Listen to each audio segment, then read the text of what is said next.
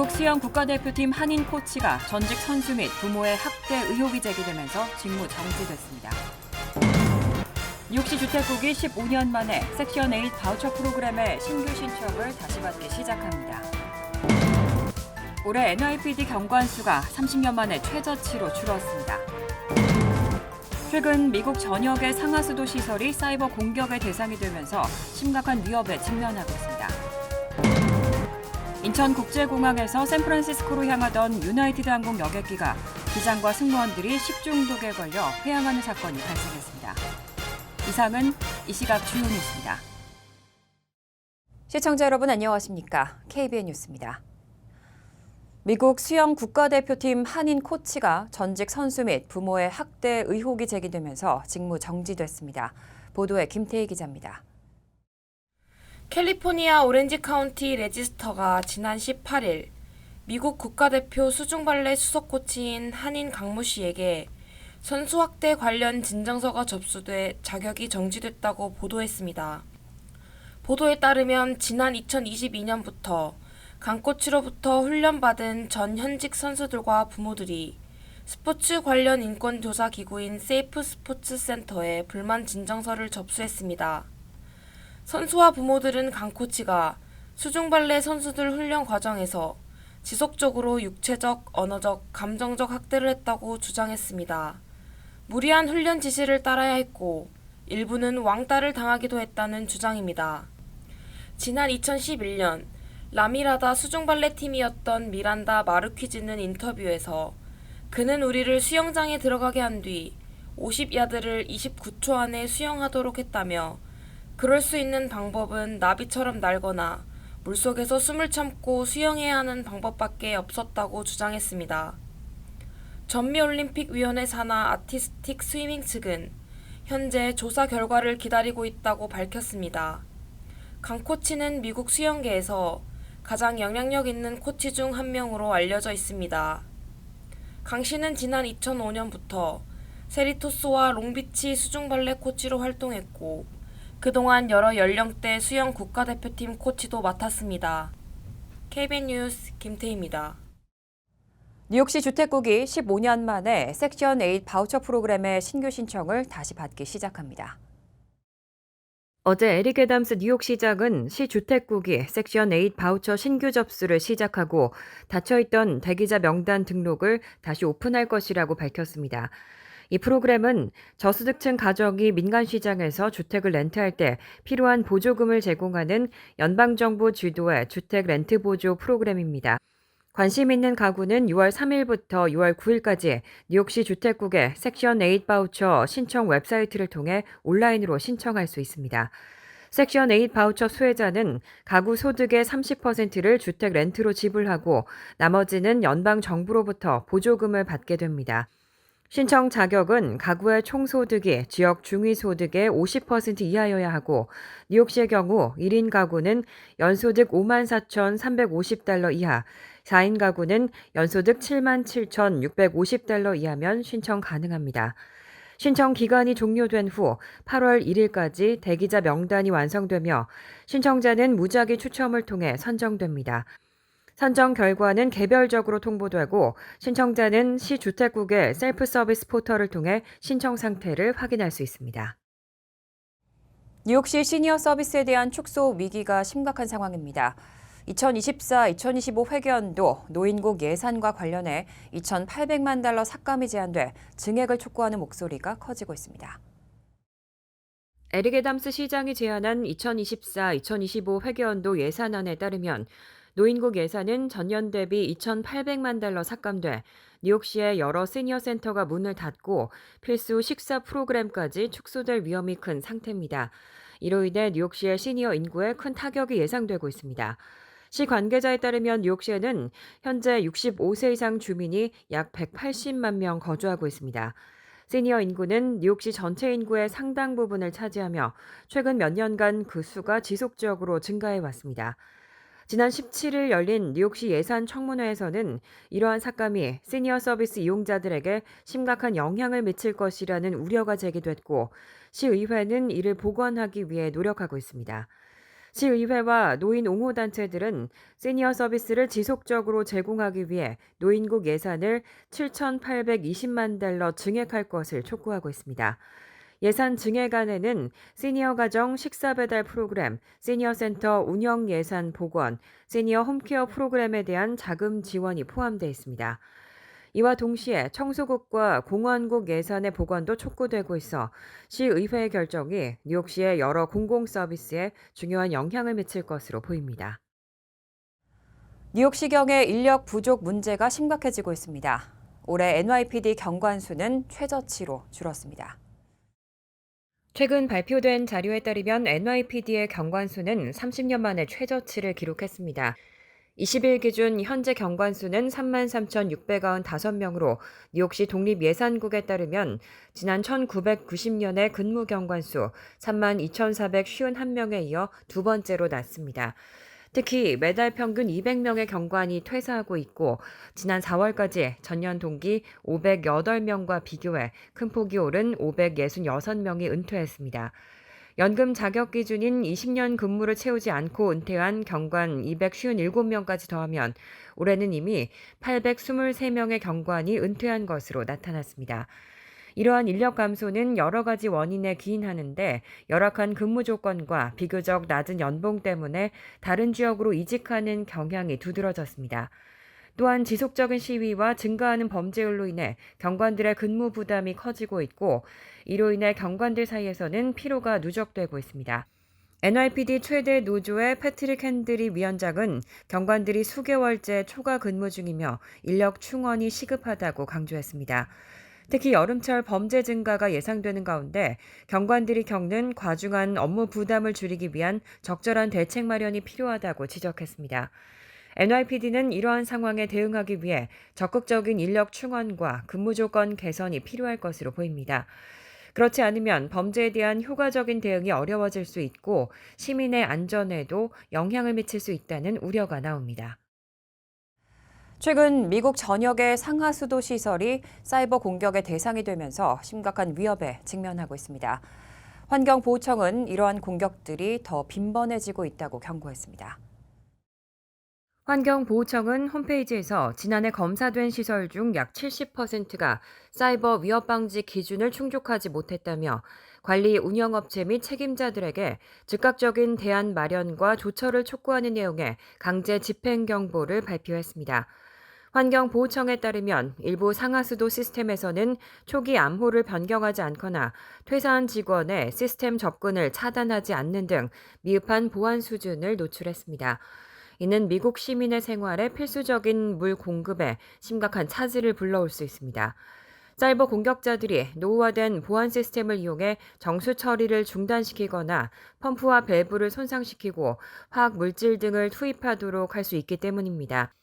AP통신은 민간 단체나 개인 차원에서 수도 공급업체 네트워크에 침입해 웹사이트를 다운시키거나 훼손하려는 시도는 새로운 일이 아니지만 최근엔 아예 시스템 운영 자체를 표적으로 삼는 경우가 잦아졌다고 전했습니다. 이란 이슬람 혁명 수비대와 중국, 러시아와 연계된 해커들이 주요 용의자로 지목되고 있습니다. 이에 대응해 정부는 국가안보보좌관과 환경보호청장이 주도하는 회의를 통해 50개 주의 담당관들과 긴급 대책을 논의하기도 했습니다. 사이버 위협의 심각성을 강조하며 관련 업체에 민사 및 형사적 책임을 물을 수 있는 조치도 검토 중입니다. 고물가 시대에 지친 소비자들의 부담을 줄이기 위해서 타겟이 대대적인 가격 인하 조치를 발표했습니다. 우유와 과일, 애완동물 사료 등 일상 생활용품들의 가격을 인하하기 시작했습니다. 타겟은 어제부터 먼저 버터와 세제 등 1,500개 인기 품목에 대한 가격을 인하했습니다. 지난해 매출이 2016년 이후 처음으로 감소한 데다 올해도 부진할 것으로 전망되면서 이를 반전시키기 위한 노력의 일환입니다. 이러한 움직임은 미국 소비자들이 인플레이션으로 인해 지출을 줄이고 있음을 반영하는 것으로 타겟 외에도 스웨덴의 가구업체 이케아와 독일의 마트 체인 알디 같은 다른 주요 소매업체들도 가격 인하를 통해 소비자들을 매장으로 다시 끌어들이기 위한 조치를 취하고 있습니다. 패스트푸드 식당을 찾는 소비자들도 줄면서 맥도날드 역시 방문객 수 감소에 대응해 다음 달부터 한 달간 $5 세트 메뉴를 한정 판매할 계획이라고 발표했습니다. 타깃의 식품 필수제 뷰티 부문 최고 책임자 릭 고메스는 소비자들이 가용할 수 있는 생활비를 모두 끌어다 써야 한다는 압박감을 느끼고 있다며 이번 가격 인하가 소비자들에게 어느 정도 숨통을 틔워줄 것으로 기대하고 있습니다. 코로나19 팬데믹 기간 동안 매출 상승을 경험했던 타겟은 팬데믹 이후 매출이 둔화됐습니다. 특히 핵심 고객층인 중산층의 구매력 약화가 매출 감소의 주된 원인 중 하나로 지적되고 있습니다. 이에 따라 타깃은 이번 가격 인하 정책을 통해 매출 감소를 만회하고 소비자들의 충성도를 다시 끌어올리겠다는 계획입니다. 영화 더 어프렌티스는 트럼프 전 대통령의 젊은 시절을 다룬 작품인데요. 어제 프랑스 칸 국제영화제에서 공개됐습니다. 그런데 전부인을 성폭행하는 장면이 담겨 논란이 일고 있습니다. 어제 연예 매체 버라이어티, 영국 일간 가디언 등의 보도에 따르면 프랑스 칸 국제영화제에서 열린 시사회에서 이 영화는 8분간 기립박수를 받았습니다. 이날 공개된 어프렌티스는 이란계 덴마크 감독인 알리 아바시의 작품으로 1970년에서 80년대 젊은 시절에 트럼프 전 대통령이 뉴욕에서 부동산 사업을 키우려 노력하는 모습을 그리고 있습니다. 그런데 영화 후반부에 트럼프 전 대통령과 그의 첫 부인 이바나 트럼프 간 논란이 됐었던 성폭력 장면을 포함하고 있어 큰 논란을 일으키고 있습니다. 극중에서 트럼프 전 대통령은 자신의 외모를 비난하는 이바나의 격분에 강제로 성관계를 갖습니다. 이 장면은 1990년 이바나가 제기한 이혼 소송 과정에서 나온 주장을 바탕으로 각색된 것으로 보입니다. 이바나는 1989년 트럼프 전 대통령이 자신을 바닥으로 밀친 뒤 머리카락을 한 움큼 뽑으며 강제로 성관계를 했다고 증언한 바 있습니다.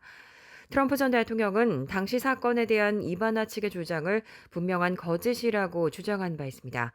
그리고 이바나는 이혼 후인 1993년 성명을 내고 실제로 형사상의 의미로 성폭행을 당한 것은 아니라는 취지로 해명하며 자신의 증언을 번복했습니다. 더 어프렌티스는 올해 칸 영화제에서 주목받는 작품 중 하나로 손꼽히며 미국 대선 전국에서도 큰 관심을 모으고 있습니다. 하지만 이 영화에 대한 미국 내 배급사는 아직 확정되지 않았습니다.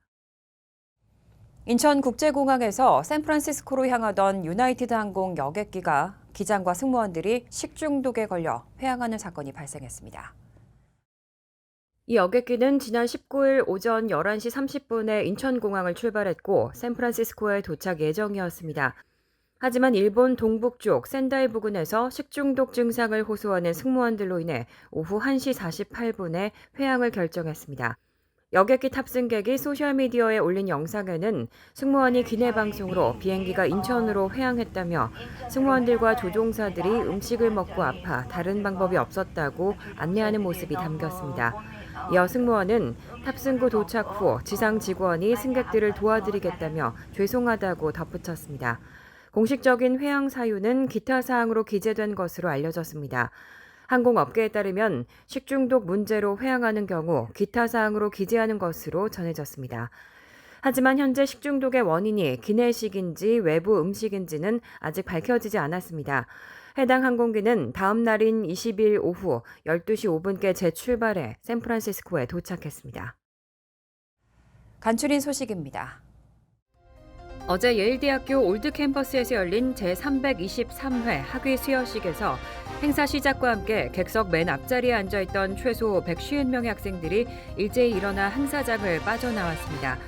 학사모와 학위복을 입은 학생들은 팔레스타인 깃발을 들거나 모자에 팔레스타인 국기를 그려 넣었고 학위복에 팔레스타인의 전통 스카프인 캐피에를 두르기도 했습니다. 현장에는 폭탄이 아닌 책, 전쟁에서 철수하라, 가자에는 졸업이 없다 등의 문구가 적힌 작은 현수막을 든 사람들도 다수 있었습니다. 일부는 피투성이가 된 손을 상징하는 붉은색 라텍스 장갑을 착용했습니다. 행사장에 참석한 사람들은 학생들을 향해 환호를 보냈고 시위대가 행사장을 빠져나가자 졸업식은 정상적으로 진행됐습니다. 블룸버그 통신에 따르면 다음 주 메모리얼 연휴가 지나고 화요일부터 증권거래정산이 영업일 기준 2일에서 1일로 바뀝니다. 주식 매수 단추를 누른 뒤 실제 돈을 내고 증권을 건네받기까지의 시간이 이틀에서 하루로 짧아지는 겁니다. 블룸버그 통신은 증권거래위원회가 밈주식 열풍 속에 거래와 결제 시점 사이에 유동성 문제가 생길 위험을 줄이기 위해 이번 결정을 내렸지만 결제 주기 단축 자체도 위험을 내포하고 있다고 말했습니다. 특히 외국 투자자들이 주식 대금으로 지불할 달러화를 확보할 시간이 짧아지면서 거래 실패가 생길 가능성이 커진다는 겁니다. 금융사들은 위험에 대비해 모의 훈련을 하고 직원들을 비상 대기시키는 등의 노력을 하고 있다고 밝혔습니다. 뉴저지 주지사실에 따르면 필머피 주지사는 지난 2012년 1월 13일 신체 자기결정권을 강화하는 결정을 정한 데 따라 어제부터 처방전 없이 피임약을 구매할 수 있도록 하는 법안이 시행됐습니다. 따라서 뉴저지 거주자들은 자가 투여 가능한 호르몬 피임약을 일선 약국에서 처방전 없이도 구매할 수 있습니다. 머피 주지사는 여성들이 자신의 미래를 스스로 계획할 수 있는 권리를 보호할 것이라며 주 전역에서 피임약을 쉽게 구매할 수 있게 되면서 신체 자기 결정권을 확대하려는 우리의 노력이 크게 진보했다고 말했습니다. 또 뉴저지주가 여성들의 안전한 피난처가 될 것이라고 밝혔습니다. 케빈 킴 뉴욕시 스몰 비즈니스 서비스국 국장이 다음 달 말 자진 사임할 것으로 전해졌습니다. 어제 픽스11은 김 국장이 6월 말까지 국장직을 수행한 후 자리에서 물러날 예정이라고 보도했습니다. 김 국장은 픽스11에 자녀들과 더 많은 시간을 보내기 위한 결정이라고 밝혔습니다. 1970년 서울에서 태어난 김 국장은 5세에 이민 온 한인 1.5세로 그동안 팬데믹으로 어려움을 겪는 소상공인을 위해 8,500만 달러 규모 스몰 비즈니스 지원 기금을 조성하는 등 왕성하게 활동해왔습니다. 환율과 증권 소식입니다.